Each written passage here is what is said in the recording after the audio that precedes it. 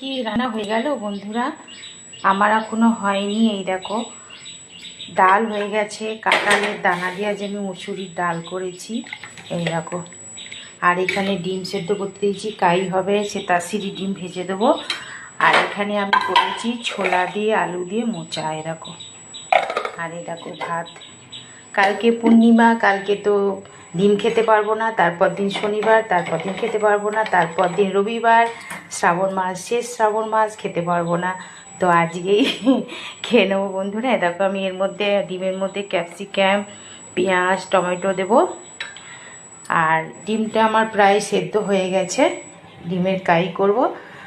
আর উচ্ছে ভাজাটা কালকের আছে।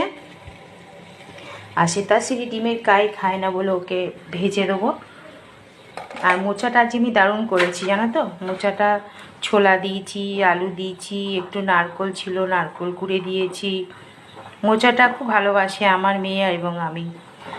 জানুবাবু তো মোচার ডাল খায়, ওর ভালো লাগে, কিন্তু আমাদের এই আলু, ছোলা, নারকেল দিয়ে মোচাটা খেতে দারুণ লাগে। তো চলো, তোমাদের কার কার রান্না হয়ে গেছে এরকম অর্ধেকটা আমার মতো, কমেন্ট করো।